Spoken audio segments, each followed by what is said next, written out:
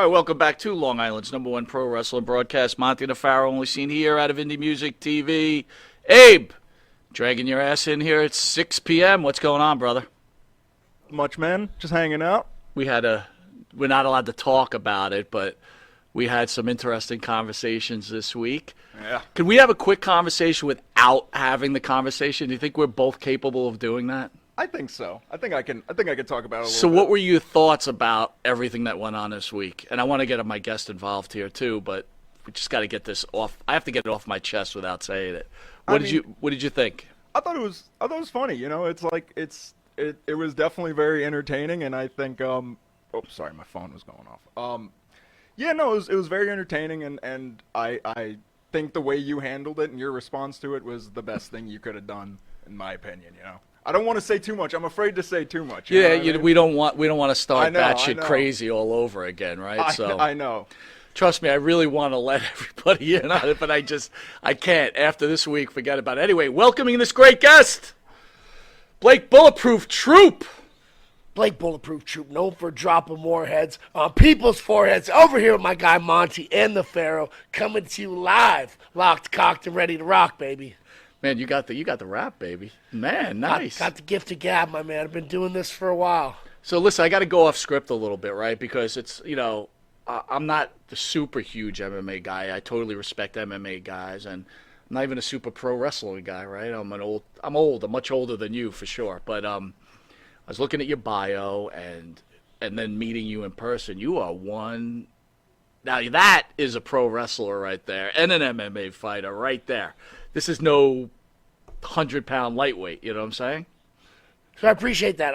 It's one of the things that I like about what I represent in this brand, or my brand in professional wrestling, is being a legitimate ass kicker. I'm 6'4", 240 pounds, and if you look at me, you're like, damn, that dude could probably fuck somebody up if he needed to, which is something I like about wrestling and wrestlers, particularly old school guys. A lot of the old school guys, you can see them in a room full of fans. They stand out like somebody who could do some damage. Not bashing anybody in particular, but you see a lot of today's wrestlers in a room full of fans, and you don't know who the wrestler is and who the fan is, which to each their own, but I like standing out as a professional ass kicker who looks like he could beat up just about anybody in any room. Well, without a doubt, if I saw you in an airport, I'd be like, this dude is like, this guy's something, right? You know something's going on there. I don't know what you're doing, football player, MMA guy, whatever, but you definitely, have you always been into like weightlifting and physical activity? So yeah, I've always been into fitness. I got my bachelor's degree in exercise science. I've been playing sports just about my whole life, but I wouldn't say I was always this necessarily this big. I've always been relatively jacked, but it's hard for me to put on muscle. I'm what we call hard gainer in exercise science. And so it's been a lot of effort in terms of not just lifting at the gym, but eating as well, because eating is half the battle for putting on size. So it's taken me a long time to get this big, but I have always been into fitness and sports and been a competitive athlete my entire life. Okay, so Blake, how old are you right now? 36 years old. So you're 36, so somewhere around after 30, right, male's testosterone starts to deplete just naturally, right? How does that affect your training? Are you, I don't want to call it enhancing, but are you helping yourself? So in combat sports, particularly at the levels that I was competing at, you get tested for performance-enhancing drugs, testosterone being one of those. But like you said, pushing 30 or so, I moved out to Florida December of 2020 when COVID was in full swing in California to pursue professional wrestling training full time. So that was 3 years ago. I was 33 at the time. And once I made the complete shift into professional wrestling at about 33-ish or so, 32 maybe, I absolutely began utilizing testosterone replacement to help with recovery, performance enhancement, and so forth. So luckily, since I've been 33 or so, I haven't necessarily had to deal with the consequences of getting old in terms of testosterone production. But I also live a very healthy lifestyle. I take a lot of supplementation of things to make my body run as smoothly as possible. But at the same time, Father Time's undefeated, So, Right. it absolutely helps. I mean, I wish I would have known more about, testosterone replacement therapy, because at some point, and I'm 56, right? So at some point, my levels were like at 100. And I was always a pretty heavy weightlifter for a long, long time. And it's like the minute I started, shooting every week, and I'm not doing a lot of it. I'm doing like 50 milligrams, which is probably nothing, right? To me, I think every male should be doing it. I think it's a game changer. I agree 100%. And I think that as people get older, I think it would help a lot with not just people's physical performance, but I think mood enhancement, a variety Yeah. of different things with homeostasis within the body, where I highly recommend people go get blood work done and find out the right ways to go about it so that it's supervised in the appropriate manner. But it's something that I highly recommend to grown men, particularly. I mean, you start talking mid-30s, mid-40s, or even beyond there, where I think that it is absolutely something that is essential to a lot of people living their best life. You got your NWA power hat on. And I was just thinking, right? We had EC3 in here twice. First time he was in here, had this great interview, and then he comes back, and he's already the NWA World Heavyweight Champion. So, if anything, in 2024, our luck Monte The Pharaoh will rub off on you, and hopefully maybe you'll become, next time you come around, we'll see you as the new NWA champion. That's one of the goals that I have for 2024 is to become the NWA World's Heavyweight Champion. I think I'm only 26 months into my professional wrestling career. So that's absolutely a very big aspiration and goal to set. But I think set big goals, shoot for the moon. Even if you miss, you'll land amongst the stars. So this year, 2024, I am going to become the NWA World's Heavyweight Champion. Nice. And I might have to go through my mentor, EC3, to get there. EC3 is actually somebody that I worked closely with. The dude and I actually met through EC3. Yeah. With Control Your Narrative, which I worked with for a good amount of time, starting from Free the Narrative 3, which I was in, and then a handful of the other shows. So EC3 is somebody that I've looked up to, that I've watched go out there and build something of his own, and now I've seen him become the NWA World's Heavyweight Champion. So EC3 is somebody that I really respect and look up to, particularly in an industry full of people that I can be very critical of. He's somebody that I really respect and believe should be at the top of the mountain, and would love to potentially have the opportunity to square off against him inside of the National Wrestling Alliance ring. He certainly is a role model, right? Here's a guy, he's been in all the major organizations, obviously had some struggles, especially in the WWE, but he was able to carve his way. If you're not in AEW or you're not in the WWE, right, it's kind of hard to carve your way through that the wrestling industry. I'm a huge NWA guy, always have been, but it's still trying to get where it has to go. So I think you got a good role model there, and being your age, there's a lot of potential there for sure. Absolutely, got the build, got the talk. We're gonna get into that transition. We're gonna get into your early life, and things like that. But I want to go do some news items with you if you're okay. Absolutely, on that, right? Let's do it. All right, so I'm going to paraphrase here, right? So we all know what's going on between Jimmy Kimmel and Aaron Rodgers, right? Kimmel went on attack on his show about unvaccinated people, talking to the audience that people who are unvaccinated are causing pain for everybody else and filling up the hospitals where people now can't be treated because of people's stupidity not getting vaccinated. Obviously, on Pat McAfee, more recently, Aaron Rodgers accused Jimmy Kimmel of having Epstein connections. We know the whole Epstein thing, and Jimmy Kimmel wasn't happy with that. And he went back and forth with Aaron Rodgers. Let's start there, and we don't want to get in too much trouble, but you could be canceled, and I don't want you canceled. We've been canceled. How many times, Abe? 7 times. Enough times. Thoughts on Kimmel's politically correct anti-vax rant? I will say that I lived in California at the beginning of COVID, and because of a lot of the COVID restrictions and so forth that were placed on the Californians during that period of time, I left California. I live in Florida now. I'm a big believer in freedom and being able to live your life as you want to live it. So if people don't want to get vaccinated, I think that's on them. If people want to self-identify as a fucking hot dog, then that's on them. I think let people live their lives to the risk that they want to have. It's kind of my feeling on it. Well, let me ask you this, Blake. At what point is enough enough, though? Like, what if eventually someone wants to marry their dog, or maybe an ant, or a cockroach? Are we going to continue to allow this to happen? I mean, when is enough enough? It's a great question. I don't know. It's great. Well, let me ask when you when I get the answer to that, I'll run for president. You'll run for president. That's a great answer. So, what did you think of Aaron Rodgers? Obviously, they have a back and forth. Do you think Aaron Rodgers is out of line with the whole Epstein comment?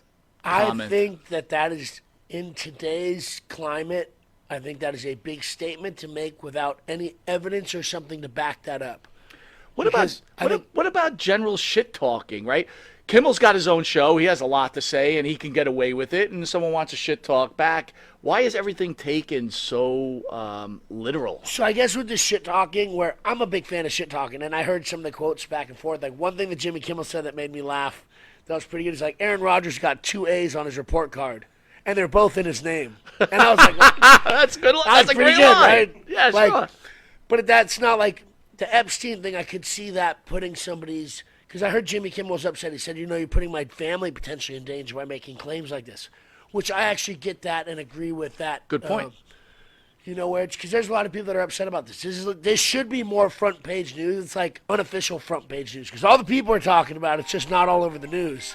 Right. Where people want to know what the deal is and like who's over here fucking all these children. Because yeah.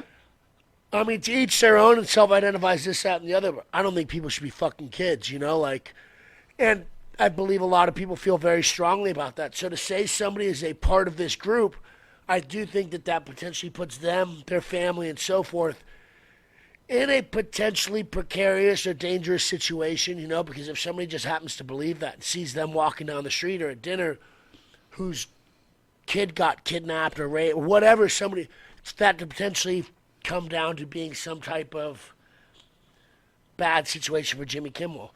So that's why I say if he said that without there being any basis for saying that he was on the Epstein Island or whatever, I don't think that's not right. I didn't think about that. That's a really good point, man. You know what? You do put someone in danger. I get maybe that's not in the best taste to throw that joke out there, right? But like if it was shit talking, like I'm all for shit talking and jokes, especially that Aaron Rodgers, the 2 A's. I popped big when I heard that. All right. Judge orders Universal Music Group to give R. Kelly's remaining royalties of $567,000 to his victims. The judge has ruled that the R&B singer R. Kelly remaining royalties cover the $500,000 owed by his sexual assault victims. Thoughts on that? Well, back to people who shouldn't be fucking children for $500. Yeah.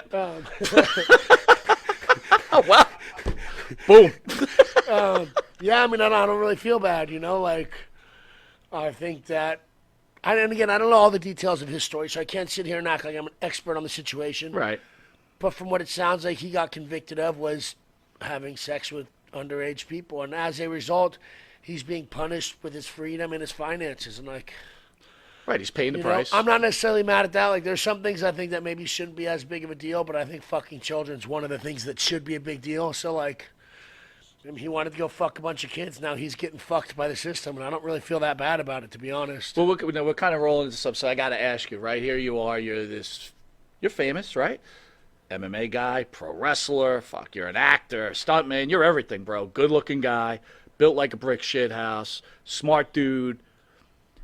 How's it out there being famous with the women now, right? So back in the day, we talked about old school wrestling, the shit that went on, and some things probably not so nice, and some things people were okay with, whatever. Now, you make the wrong move, you could be canceled. What do you do now? What is your spidey sense going every time you're walking around? What's the deal? It's definitely a tough, precarious situation potentially be in because it also becomes a lot of he said, she said, and unfortunately in today's environment, when it comes to men and women in weird sexual situations and stuff, the man's guilty until found proven innocent. Which, and I'm not going to say you should always believe a victim or you shouldn't or whatever, but it does come down to a tough situation where you have to be very careful because, let's say you get put in the situation, you got to prove that wasn't what happened. I'm women lie. There's been I've seen a video of a girl in her bed and she's like punching herself in the head, trying to say, Yeah. "Oh, it's my husband." And thank God that dude had a security camera showing her punching herself in the head. Yeah, but even roll it that way. There's the video. People still won't believe it. They'll still think that the guy did it anyway, no matter what the proof is. Or what right? did he do to make her want to do that? And you're like, Right, yeah, right. it definitely becomes a little tough, and I think that people need to be protective of themselves. But I also think another big part of, and given I think the girl punching herself is a different situation, but in terms of sexual relationships, is being honest with people. I think people do a lot of this stuff out of spite because they feel like they got played or lied to or this, that, or the other. Where if people were just straight up and honest and everybody knew what they're getting involved with, there might not be such spite when things go sour where someone wants I'm going to come try and ruin your life now. Probably because they're really hurt because they were so in love or this, that, or the other. I mean, I can't say it's for every situation, but I think honesty would go further in preventing people from acting like lunatics. Well, let me ask you, Matt Riddle. I mean, you know Matt at all personally? I don't know him personally. But you know the deal that was going on with him with numerous women, I don't want to say numerous, some women complaining about him.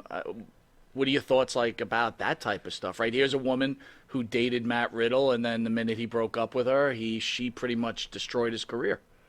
I think timing of things always makes me a little bit weary. If things are that bad, and so forth, but you guys are still together, and then we break up, and all of a sudden he's the worst person in the world.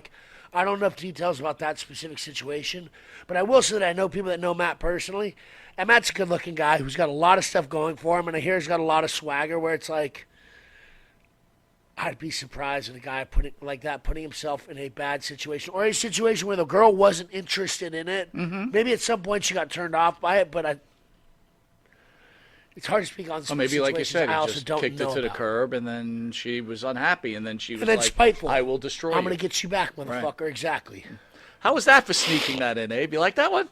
That was pretty good, right? Okay. Anyway, at 9:00 after you today, I've got the author of Monster Mirror. It's he spent over 100 hours with David Berkowitz, the son of Sam. I know you're a younger guy, but do you remember the son of Sam at all? Who's that? The son of Sam, David Berkowitz. Yeah, so he was a serial killer. Back in the 70s. Huge thing in New York. Yeah, son of Sam. Well, explain the son of Sam, because I do remember hearing this. So a gentleman by the name of David Berkowitz, and by the way, the book is Monster Mirror. The author will be on at 9:00 today. David Berkowitz was a serial killer. He killed over, I think, 30 people, if I'm right. It was almost a weekly occurrence throughout the summer of, 78, I think. Anyway, long story short, David went to jail, and now he's a born-again Christian. And he's found Jesus, and he is looking, he's looking for forgiveness and everything else. What are your thoughts about that? Jeffrey Dahmer eats people, David Berkowitz kills a bunch of people, and then they find God. I mean, do you think if they truly find God, they should be forgiven? I mean, if by forgiven you mean released from prison, then no. No, not released. Just forgiven by people, or and I don't want to get too deep in the religious thing, but it's he goes on to the afterlife. Is Jesus waiting for him and says, "Hey, look, you really didn't want to eat those 10 people, eat their brains and fingers and whatever else you would do, and I see that you want forgiveness for it." I mean, do you have a hard time forgiving people for something like that? Let's even turn it to child abuse, right? Having sex with children. Guy has sex with 8 children, and all of a sudden in his heart he feels like he's, I'm sorry for what I did. I didn't really mean to do that. Yeah, it's a tough one, and because I think a lot of people hide behind religion, and I'm not saying everybody does or so forth. Sure. But I feel like religion can be something that a lot of people can hide behind. And I think this is a situation which people could hide behind it and maybe not necessarily be genuine behind the message. And maybe they are, but if they're fucking children and killing people, I think they should be in jail. So, praise the Lord, forgive them, blah, blah, blah, blah, blah, this and that. But, you're still going to die in jail, in my opinion. I think they should put you, in a cell with you and let you have, 5 minutes with them. There'd be nothing left of them, right? Yeah, right? I'd like to thank the band that sings the theme song for Monte The Pharaoh, and Jimmy Farrell, along with his partner Bart Griggs, make up the band Wisteria Hall. Wisteria Hall sings such great songs as In My Dreams, This Life, Not Far Behind, Here Comes the Rain. You can find their music on the Wisteria Hall YouTube page. Hit that like and subscribe. Get them on Spotify, Apple Music, Reverb Nation. If you didn't know it, you are watching Long Island's #1 pro wrestling broadcast, Monte The Pharaoh. Catch Monte The Pharaoh on the YouTube page, Monte The Pharaoh on the Facebook Live page. Hear us on iHeartRadio, Spotify, Anchor. Catch us on the Monte The Pharaoh Twitch TV page. And if you're lucky enough to live in New York, catch us on Channel 115 every Tuesday at 9:30 p.m. and Saturday at 11:30 a.m. and Channel 20 on Tuesdays at 7 p.m., where you have this MMA pro wrestling legend in a reduced version of this interview. Also, we're part of something called the Intuitive Network. That's IN2ITIVE Network. Go on there, get your free music, comedy, drama, and of course, Monte and the Pharaoh will be right back after this quick message.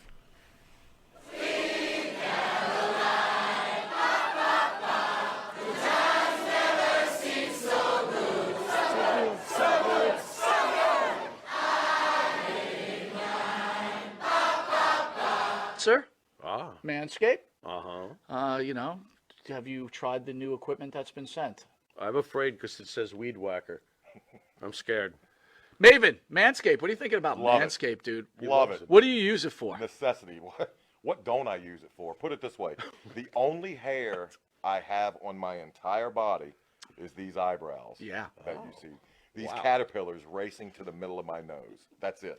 That is it. That's all I have. And that's all I want. That's the So big- Manscaped is a must. We were talking before the show. There's nothing worse than just hair. Yeah. Right? Hair on a woman, hair on a man. It's just bad. Absolutely. And it's the one thing that the older I get, it starts growing more in unwanted areas. Absolutely. I hate it. I'm going to ask you a question. Uh-oh. Just going to go out there. Oh, boy. Go for it. You're doing a deed. Yes. Again, I don't want you to have to admit this because we, as men, we try not to admit this. But if you're going to Oh, go I do know the deed where- on a woman, I know where would you he's rather going. have her be hairless or a little hair, racing stripe, or Racing stripe. full retro bush? Well, Racing stripe. Retro Bush is out. Yes, thank you. Retro Bush is out. Yeah. I don't mind a small, well manicured landing strip. Every now and then, if it's completely, and I'm talking like baby's ass bald, then I start. Where is that pedophilia line? I don't want to Wow. wander into that. That's thought very of it like interesting. that. I never thought about that. You're a Wow. smart dude. Holy shit. So if the landing strip is clean enough for the plane to go in smoothly, you're cool with that? If the landing strip has, like I said, well manicured, Yeah, you can see both sides. It's not Like blinking lights on both sides of that I landing? just don't. I don't want. I don't want the shrubbery going off into unwanted areas on that as well. Gotcha. Yeah, Oh, look but- what you found. Ooh. I got to be all honest though. Hey, the older I get though, I don't think I can be as I found it! I found have it! you ever gone down there and she slowly brings down the underwear? Then What is retro? Just, Absolutely. You're like, whoa. Wow, Yeah, like, I'm like 46, it of pops course. out? Do you like walk out or what do you do? No, I muster through. I muster up the courage to get He's through. a trooper. He's a trooper. Gotta give him an A. Not all heroes wear capes. Yeah, There you no, go. I hear you. There you Listen, go. I couldn't Super say. Bush. I couldn't say it. Well, if you have the same beliefs as Maven does, Manscaped could help you. Absolutely. The weed whacker. Absolutely. What are you thinking? I'm thinking that I may have to, go in a room, close the door, and hang out with the weed whacker for a little while. Yeah, I think you're a retro guy, aren't you? I like 70s adult films, if that's what you're getting at. Yeah, there you go. Yeah, but only with that, Ron we're going to take a Jeremy, quick Batman. commercial break and we'll be Anyway. back with this wrestling icon, Maven. We will see you in a drop kick second. Drop kick. All right, welcome back to Long Island's #1 pro wrestling broadcast, Monte The Pharaoh, where we have the honor of having the great Blake Bulletproof Troop in the house. Thank you, sir, for taking the time out of your busy schedule to joining the show. So, I don't want to say unfortunately, but sometimes I have to ask questions because some of the fans pay to have that question asked. So this one I really don't want you to answer, but I'm going to ask it to you anyway. Was Pat Patterson on the Epstein list? We don't know, man. Sorry, we can't answer that question, especially when this man wants to eventually be in another organization where Pat Patterson is recognized at a pretty high level. So we were talking during break, being an MMA guy and being the real deal. How hard is that transition to pro wrestling? We were talking about if someone gets stiff with you, are they scared because they know what you can actually do? Almost like Brock Lesnar. What's the deal there? So I'd say the first part of transitioning over and being a mixed martial artist and combat sports athlete is I want to talk about how easy the transition was in terms of a lot of the fluidity. Professional wrestling moves, the roots of all that come down to real wrestling. And so you're manipulating combat sports. I'm manipulating a fully resisting opponent. Same thing with regular style wrestling. The difference is now I'm pretending to manipulate them. So all I really got to do is guide people. So it's utilizing a lot of the same techniques and understanding how a body or joint works, where I can grab somebody's arm and I know exactly which ways I can twist it and do this or that, where I can almost float to different things. And then also with striking, where I've drilled striking, given I'm trying to put a bunch of power into my target. But at the same time, the mechanics of the attack are the exact same thing. So I have the mechanics down already, and a lot of the control for my body where I can throw really mean-looking punches that are just millimeters, a centimeter from someone's face or wherever it may be. So there's absolutely advantages in terms of the transferability of having a background in combat sports to coming into professional wrestling. But like you mentioned, there's also some other aspects of that come in where being a legitimate combat sports athlete, I'm in there imposing my will. Professional wrestling, it's not an imposing of wills. It is a theatrical imposing of wills. How do we get in here and give and take? And in a fight, it's all take. I'm not trying to give it all. So being able to learn to slow things down or give openings or opportunities wasn't crazy hard, but you absolutely can figure out where these turn roads are or crossroads are where you can get to a spot and then pass the wheel back and forth. And I think one thing that has gotten me into a little bit of hesitation maybe around me is I'm 6'4", 240 pounds, and nobody's really sure what happens when I accidentally get punched in the face. Am I going to get mad? Am I going to hit you back? Or what's going to happen? Because people are not sure. Is Bulletproof Troop going to snap in there? And you're going to have to wait and find out, baby. Bang, bang! Man, that's not good. Life makes the man. Tell me a little bit about you growing up as a child, maybe a little bit about your parents. Like, what made Bulletproof? So, I'm the second oldest out of 5 children. I have an older brother 2 years older than me. My next younger sibling is actually 4 years younger than me. It's actually my sister's birthday today, the one who's 4 years younger than me. Happy birthday. Happy birthday, Brooke. And then 2 more younger brothers after that. So I grew up with an older brother. So I grew up playing rough, and I grew up as an older brother. So I grew up playing like rough with my younger siblings and my older siblings. So I always enjoyed playing rough, and I played sports growing up. A lot of my family played sports growing up. And so it was kind of a natural transition into combat sports. I started training kickboxing in freshman year of high school, not with the intention of doing combat sports, but I had a friend who was overweight, and he's like, hey, you want to do kickboxing with me to lose weight? And so I was like, all right, let's do it. And this is back in 2000, maybe 2001, when the fight game was very, very new. This is not like today where you can throw a rock and hit a jiu-jitsu school on any block on the street. Jiu-jitsu wasn't around like it was today, or isn't around like it is today. And so my friend just happened to pick a kickboxing school in Los Angeles that had a whole bunch of really legit people at it. So I started training with legitimate people back in 2001. And so I got lucky to just be introduced to a legitimate fight scene very early in my life. And being an older brother and having an older brother and playing rough, I automatically, and being a competitive athlete my whole life, I really fell in love with combat sports. And like I said, second oldest out of 5. My older brother's kind of a troublemaker. I was a pretty good kid, and then there were the 3 younger kids. So being the second oldest out of 5 and being a pretty good kid, I felt like I got a little bit neglected growing up. And as a result, it's made me really strive to go after massive, massive things in my life, which I'm currently doing. You know, I've been fighting professionally now for a decade, transferred into professional wrestling several years ago. I'm 26 months in, wrestling with the National Wrestling Alliance. And I know professional wrestling's a work, but I'm like 40-3 in singles matches, where I've been coming out and I've been crushing it in pro wrestling, which I'm really excited about. And I don't remember the question because sometimes I just talk, but I've been no, punched in no, the head it's- for far too long for work. What molded you as a man? But as I'm listening to you speak, I'm thinking to myself, look, what makes you like the combat sport aspect, right? When you knock someone out cold, what's the emotion do you feel? Do you feel like good? Do you feel kind of bad? Like, I kind of think about Tyson, right? Turning that off, right? Turning that animal instinct off must be very difficult, especially for someone like you too, right? You're MMA guy or whatever. What are your feelings when you actually hurt someone? And it's different from football and baseball and basketball. Let's call it like it is. You're hurting someone. Right. The goal isn't to win. The goal is to go hurt somebody. Yeah.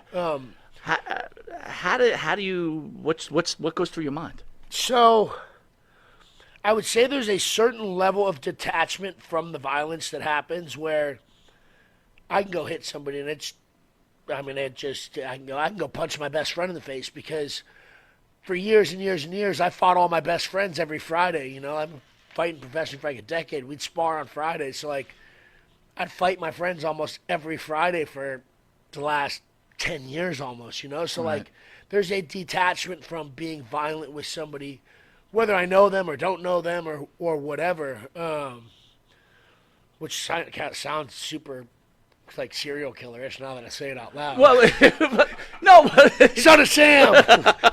but that's a legitimate thing. Like, you get in a relationship with a woman, right?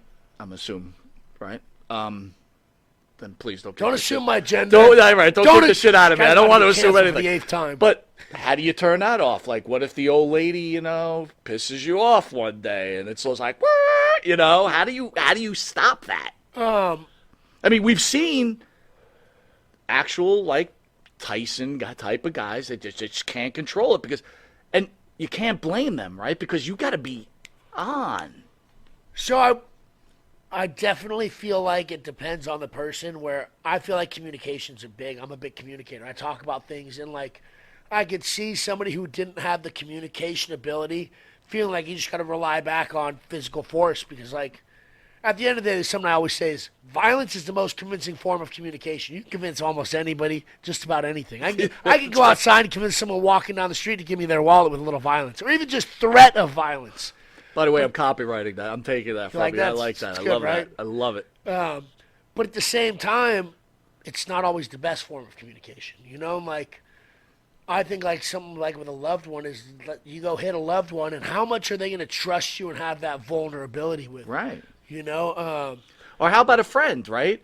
They know hey, we're close friends, and all of a sudden we're in a heated argument. Everybody gets in arguments. Also, it's like, oh shit, this dude's just gonna now just go fucking ape shit on me, Son of Sam shit on me, right? Right. I think it just depends on a person's ability to communicate. But I totally get where you're coming from about being worried. Like, is this dude about to hit me? Well, I had Mark Coleman in here, right? And Mark had a heart attack, and one of my questions was, hey, after your heart attack, did it make you feel less of a man? Here you are, super physical guy. Are you concerned when the body starts to break down, you got nothing to offer? Yeah, 100%. And so the thing is, I wouldn't feel like it's quote-unquote having nothing to offer. I just need to maximize the amount of juice from the squeeze I can get from the things that I can do at this point in time. Where I do analyst work now, where I'm trying to do a variety of other things outside of the in-ring performance, which I'll be honest, once that's gone, the in-ring stuff, whether it's competitive, professional wrestling, or fighting, it'll definitely be I don't want to say a difficult time, but figuring some stuff out because, it is a big outlet. And being, not just that, but being in the spotlight.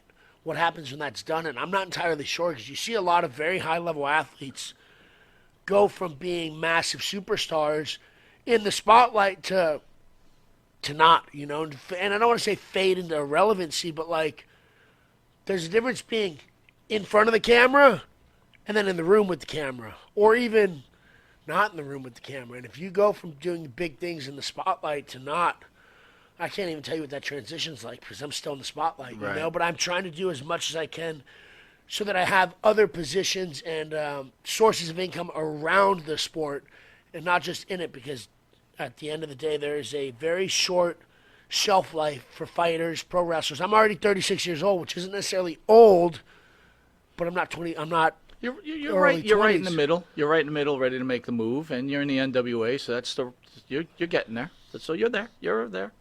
Why did you leave MMA? Why did I leave mixed martial arts? Yeah. So, the last fight of mine was supposed to be March 13th, 2020. Main event on the Fox Sports Network for Lights Out Extreme Fighting's heavyweight title. And if you're good with dates, you'll know I said March 13th, 2020. And March 12th, the world started shutting down because of COVID. Mm-hmm. I woke up the day of weigh-ins, March 12th, to find out the biggest fight of my career was canceled due to COVID. And I'm in Los Angeles. And so 3 weeks to flatten the curve. All right, 3 weeks, 6 weeks, 9 weeks, 12 weeks, 3 months, 6 months. Where it got to the point where, and like given after 2-3 months, we're still back training at the gym and stuff, but life shut down in California basically all of 2020. And it continued through probably mid-2021 until the world really started opening up in California. So by the time December of 2020 hit, I moved to Florida because I felt like I needed to continue to progress in my life and move towards what I was trying to do because I didn't have time to just sit with my dick in my hand in California because for who knows how long. Right. So, like I said, March 13th was supposed to be the fight. World started shutting down, and I started working online courses, doing a weekly Zoom call with a coach named Chris Silvio, wrestling coach.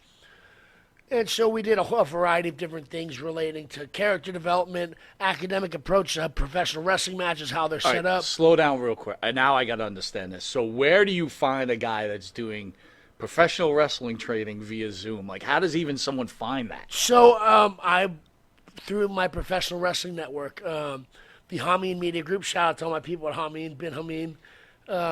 There was a post in there like, hey, Chris Silvio, professional wrestling coach, blah, blah, blah, offering Zoom calls during COVID. And so this is during part of time where I'm like, I need to figure out how do I get better. You know, even if I go back to fighting in 2 months, 3 months, how do I make the best of my time right now? Because there's no social life, there's no nothing. And so one of the ways that I did that was starting to do Zoom calls with Chris, which started, like I said, a lot of basic fundamentals like academic approaches to matches. He'd give me homework of watching matches, so I'm watching tape, building moments, watching promos, analyzing these, as well as a variety of different homework assignments for me to help with my brand development, catchphrases, and so forth. And so him and I did basically like a week. Every week we did a call just about for 5-6 months until finally now it's October, November, and I'm like, I need to just go to Florida and go train with this guy because California's not opening anytime soon, it doesn't look like. And I felt like Chris Silvio had the right understanding of what I was trying to bring to pro wrestling. I wasn't trying to be Blake Troop, a guy who used to fight MMA, who now does pro wrestling. I was trying to be Blake Bulletproof Troop, the MMA fighter in professional wrestling. I was trying to bridge my brand of Bulletproof Troop within both. So it was one entity in multiple areas as opposed to one person in a few different spots, if that makes sense. Yeah. And so after working with Chris for a good amount of time, I was like, I need to go out to Tampa, Florida and I'd never been to Tampa before. I just moved to Tampa because I felt like Chris was the right guy for me. Moved into a house, I didn't know the guy. Moved to a place I didn't know anybody but a coach that I'd been working on Zoom calls. And now, 3 years later, I still live in Tampa, Florida, which was one of the best gambles I could have taken on myself. Ballsy move. You know, and like I'm hard on a lot of people in pro wrestling because I don't feel like a lot of people. I don't feel like I'm better than people. I feel like I try harder and I'm willing to sacrifice more things. You know, people are like, "Oh, blood, sweat, and tears." Like, yeah. Tell me about one of the sacrifices you made for pro wrestling. Oh, drive to the shows. Like, bro, we all drive. Why'd you do the training? Bro, we all train. We all do ring crew. Like, what have you really sacrificed? I moved to a place I'd never been across the country. I moved into a house I didn't know the dude. Like, I changed my entire life for professional wrestling. Not saying that's what everybody has to do to earn my respect, but a lot of guys I think are out here putting minimal effort in and then thinking they're doing big things. And, like, I'm not bashing those people, but I changed everything in my life for pro wrestling. You know, like, and then I'll have people be like, "Oh, you're so lucky." Like, lucky? I don't look like this because I'm lucky. Like, I'm not where I'm at in professional wrestling because I'm quote-unquote lucky. I put myself in these positions to win. You know, just like I worked with Chris for 6 months, 7 months before I moved out there. Like, You know, or like people like, man, your brand's so well put together. You've only been wrestling for 26 months. Yeah, but I started Bulletproof Troop LLC in 2016. I've been doing Bulletproof Troop for 8 years. Right. That's why my brand's so well refined and put a lot of thought into it. Like, luck has nothing to do with it. So when you were in MMA, did you look at pro wrestling as a joke, or were you always a fan of pro wrestling? So, interesting. And so pro wrestling actually was my first love. I was born in 1987, and so I grew up in an era where I believe pro wrestling was 100% legitimate competition. There are two dudes really fighting each other. Around the late 90s, as kayfabe broke and became more public knowledge, it broke a young Blake Troop's heart, and I'm talking like 7th, 8th grade. I'd say like right after WWE No Mercy, or WWF, it was WWF when I was growing up. Mm-hmm. WWF No Mercy came out for Nintendo 64, one of my favorite video games ever to date still. Right. But so it broke a young Blake Troop's heart, and this is like I said, probably, 97, 98 maybe. And around this time is when UFC was starting. And early UFC was wild. For the people who didn't like, given it's fighting people now, but like there were like no weight classes. There were almost no rules. You could punch a dude in the dick. Like, Blake, I gotta tell you, I remember when I guess it was on pay-per-view, and we used to have those hot boxes. Remember when you used to press the button in the back, you get all the free pay-per-views? yeah, the black And box, yeah. throwback. Like, this is where we're dating ourselves here. Severin was fighting some guy, and Severin was killing this guy. I'm like, where's the referee? Stop The German this. suplex. Oh, he was punching. I was like, this is insane. This is madness. But go ahead, man. I'm sorry. But so, this is when UFC, and like I said, early UFC was kind of wild. Me personally, I'm a purist. I'd rather see guys with no gloves, kicking the head to a down opponent, XYZ. But at the same time, I don't think it's super socially acceptable. Back then, it was wild. So it stole young Blake Troop's heart. Like, I went from watching pro wrestling, which I believed in 100%. Kayfabe breaks, don't feel the same way about it. Now UFC comes out, steals my heart. This is right around the time my friend's like, hey, I want to do kickboxing to lose weight. And I just happened to go to a legit fight gym with like legitimate people. Way before fighting was like established or like mainstream. And so it stole my heart for a very long time. And I wouldn't say I thought pro wrestling was stupid, but I grew away from it because it wasn't real sports to me anymore, competition. As I got older, particularly 2014, 2015, I started seeing a lot of guys, I started noticing more guys that were bringing the entertainment value of professional wrestling personalities to combat sports. Tito Ortiz is one of the old school guys. Chael Sonnen's another guy. Conor McGregor's another guy who was really coming up at that point in time. You know, and can Conor McGregor or Chael Sonnen or Tito Ortiz, can they fight? Yeah. The first three most important things being a fighter: being able to fight, being able to fight, and being able to fight. You can't do those three things, don't matter what else you can do. But if you can do those and you can be entertaining, then you absolutely put yourself in positions where Conor was getting, in my opinion, favorable matchups, and they're getting catapulted through the rankings because they wanted him to win. They wanted to give him a microphone. They wanted him to be a champion. Why? Because could he fight? Yeah, but he could talk. Right. And so by looking at guys like this who are getting special treatment because of their ability to be entertaining, CM Punk's another perfect example. CM Punk did not fight in the UFC because of his accolades and being a fight competitor. And I'm not bashing him. Mm-hmm. CM Punk got the ability to debut in the UFC because he's going to put asses in seats. At the end of the day, the UFC is trying to make fucking money and sell pay-per-views. Do you think the UFC tried to give Punk the easiest match possible and he still couldn't win because he wasn't that tough of a guy? I think the easiest match possible, then still respecting the integrity of the UFC. They didn't give him some total bum. They gave him two guys that were decent guys. They weren't, Mickey Gall was a brown belt jiu-jitsu. Like, I don't care what anybody says.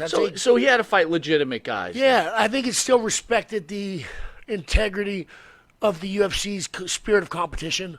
I don't think it was a complete gimme. I think they tried to give him guys that wouldn't go in and wreck him. But at the same time, they shouldn't. They wanted him to win the match, because the guy's entertaining. So let's give him someone there is a chance. It should be a good matchup. Yeah, right, gotcha. Because no offense to CM Punk, but they could have given him somebody who would have blown him out of the water. But they gave him some guys that he could be competitive with. And I'm not bashing CM Punk, and I have all the respect in the world for CM Punk for getting in there and fighting people. But what I took away from that was, if you're able to sell pay-per-views and get asses and seats and get people interested in what you're doing, that it's going to massively benefit your in-ring career and maybe even make that in-ring journey slightly easier than if you're only fighting to get to the top. Because if you're fighting and being entertaining to get to the top, you will get there way easier. So instead of hating on these guys getting opportunities that I wish I had, Right.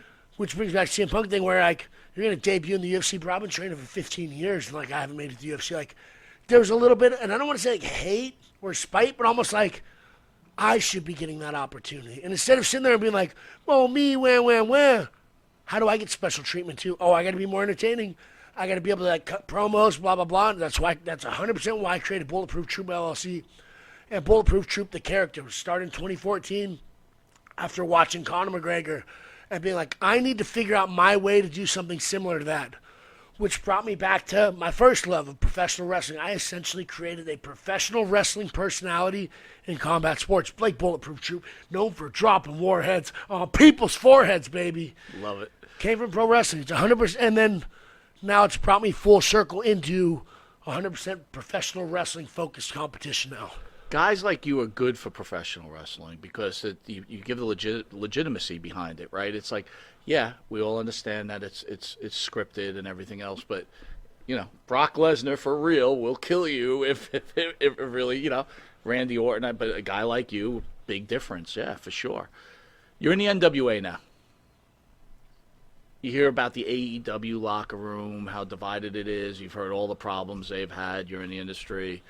WWE seems to be much better than it has been recently. What's the NWA locker room like right now? I haven't been in a ton of locker rooms, so I can't necessarily compare it to other places. And I'm not going to go into the he said, she said about this law or that. One thing I'll say about the NWA locker room, it's full of veterans that are willing to give advice, very welcoming. And, like, I think a lot of places can be very cliquey, like there's that group and there's this group and there's this group, where given do people kind of hang out together? Yeah, but it's very inclusive in terms of, like, you could chat with different people, or, like, you can go, and a big thing for me is you can go ask any of the veterans in the locker room, EC3, Trevor Murdoch, any of the guys, Tyrus when he was there, any of these guys, hey, I got a match coming up. Would you watch it and give me some feedback?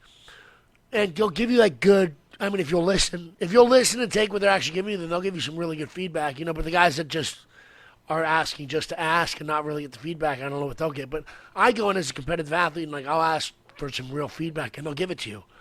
Which, in my opinion, is how much are they trying to elevate the people around them? But they'll give you legitimate feedback, though. Oh, right? yeah. Yeah. And, like, I feel like it's a very welcoming locker room where it's not like, I made my debut in NWA, like, 14 months into my career. I felt very welcomed in the locker room. I didn't feel like people, like, didn't treat me like I didn't belong, or like I wasn't an equal to them. Given I was new, things I could do better and so forth. But if a veteran's going to come over and give me some advice after my match, as opposed to just not say anything, and to me, I'm a competitive athlete. Like, give me the advice like that. That to me is welcoming. I'm a big fan of the NWA locker room. I think from top to bottom, with Billy Corgan, all the locker room leaders in terms of, like, EC3, Trevor Murdoch, Mike Knox, and a lot of the guys, it's a very welcoming place. I love working at the NWA. So when EC3 was in here, they were just NWA was just finishing that CW deal was just around the corner. Tough question for you. Did Corrigan make a mistake doing the cocaine gimmick with James Mitchell? Did that throw you guys off track? So I've heard that had something to do with things working out and not working out. I've heard that it had nothing to do with things one way or the other. Hard to say. I don't know. I heard about it later. But I couldn't really tell you one way or the other. I think publicity is almost always good to have. I can't speak enough on it. I don't know. I also try not to get caught up in the dirt sheets and the this and that, sure. Like where. Do you have a relationship with Corrigan? I have a working relationship with Billy, or Mr. Corgan. Like, I like Billy, and I feel like I can shoot him messages and talk to him about a variety of different things. Because I am a crossover athlete, I do like to flex for him a little bit. I was on the Fubo Sports Network last weekend doing a combat sports analyst gig with Lights Out Extreme Fighting, which gets hundreds of thousands of live viewers. Right. And on the broadcast, I cut a promo about my upcoming match against Joe Alonzo at the NWA Paranoia event in Fort Lauderdale, which is this coming Saturday. And Joe, if you ain't been training through the holiday seasons, my man, it is going to be a rough night for you on Saturday. But so I will do things like that, and then I'll send that over to Billy, who's stoked to see his stuff in an area that's outside of professional wrestling. Right.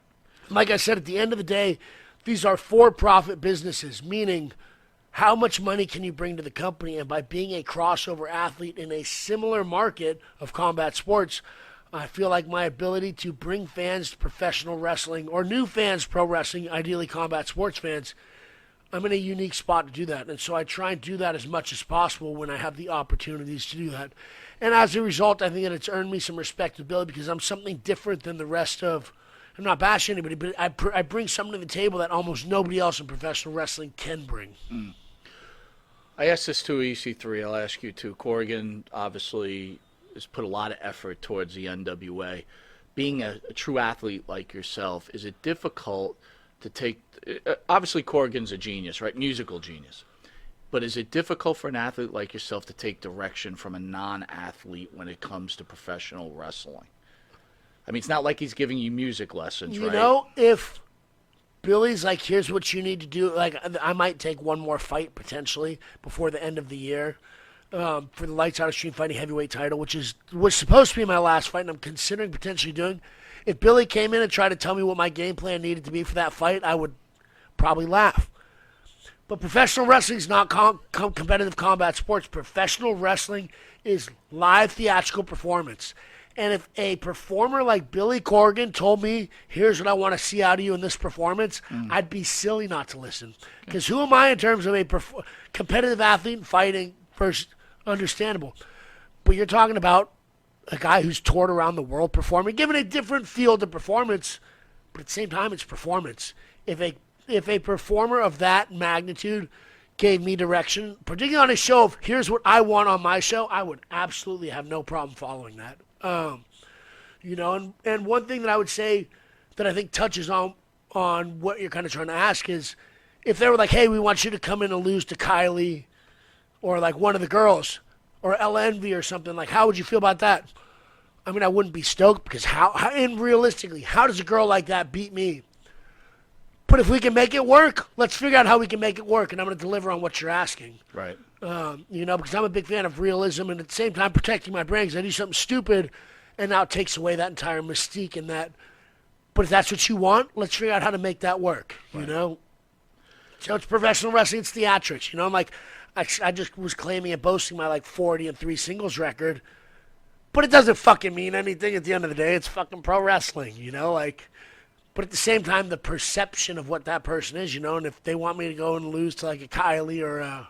No, man, we gotta get whoever. we gotta get you in that match with EC3 and get that NWA title, man. So. Yeah, I would. It would be an honor to be able to face off against a mentor like that, particularly having something like the 10 pounds of gold on the line. You do some acting too. There's some movies that the fans can see you in. Yeah, so I've done nothing too big yet. I've been on a handful of TV shows. Like The Kingdom was an MMA TV show. You'll see me throughout that actually in the background doing a bunch of different extra work. I've been to stunt driving school. I've choreographed a handful of like music videos and different things like that. Film is kind of the next chapter for me. I've done a handful of things, and I'll still dabble in different film-related projects. But fighting was really the foundation of my career. Pro wrestling is really the next stage of me becoming the best entertainer that I can be. And then maybe 10 years or so down the line, 5, who knows what opportunities open up. But then eventually making my way into even more mainstream entertainment. One person that I would really like to emulate or be in a similar position to in life is where The Rock is today. Where he's superseded wrestling now. He's like a movie star. But even beyond all of that, he uses his platform to go out and be a source of like influence and motivation and to like go after what you want in life, which in my opinion, at the end of the day is like, what's your legacy is how'd you impact the world? When people say your name, like what do they think? Like when someone says Blake Troop, do I want them to be like, well, he was the best fighter, he's the best pro wrestler. Cool, short little high if I'm on my deathbed, but if somebody's like, man, you encouraged me to go after my dreams and to believe in myself. That would make me feel that's a legacy that I'd want to live behind. Given I got to go and accomplish a handful of really cool things along the way, and I'd say selfish goals along the way to get there, but eventually utilizing the platform that I built to encourage other people to go do it. Because like I said, I don't feel like I'm any better than anybody else. I just feel like I know what I want. I've created a plan, and I fucking work harder than the majority of people. And I think it's just what people need to figure out what you want, create a plan, and fucking bust your ass for it. And do it. It's that simple, but it ain't really that simple, but it kind of is. Where are you tomorrow? Tell the fans where they can catch you. You're doing some So announcing, I'll be right? working as a combat sports analyst for Flex Fight Series here in New York. And that's tomorrow, Friday, June 12th, or January 12th, excuse me. Then on the 13th, you can catch me in Fort Lauderdale, Florida, squaring off against Joe Alonzo at the NWA's live event Paranoia. And then the following day, the 14th, you can catch me in Tampa, Florida, doing TV tapings for NWA Power, baby. A full schedule for Bulletproof Trooper, baby. I'm locked, cocked, and ready to rock. That's it, baby. Want to thank the great Blake Bulletproof Troop for being in studio. What a wonderful interview. Good luck tomorrow. Thank you again for honoring us and coming into this studio. Want to thank everybody. Catch the 30 at 7:30, and then I'm back on with the author of Monster Mirror, the 100 hours spent with Son of Sam, David Berkowitz. Want to thank you again, sir. I got to give a quick shout out to my man, Dude Gourmet over here. He's sitting quietly on the couch He is next a quiet, to me. he's a He quiet made man. all this happen today. He picked me up from the airport today, had some fire torta sandwich for me. Been making all kinds of fire. It's good to see my man. Shout out to Dude Gourmet. And if you don't have any seasonings by Dude Gourmet yet, you need to head on over to their website and pick something up. We just had BLTs. What was it? Honey Chipotle? Oh, it was so good. Go get yourself some Dude Gourmet, ladies and gentlemen. Control your nutrition, right? Control your nutrition. Yep. We'll see you guys at 7:30. You have been watching Long Island's #1 pro wrestling broadcast, Monte The Pharaoh, only seen here out of Indie Music TV. We'll see you at 7:30 with the 30 and 9 o'clock with the main show.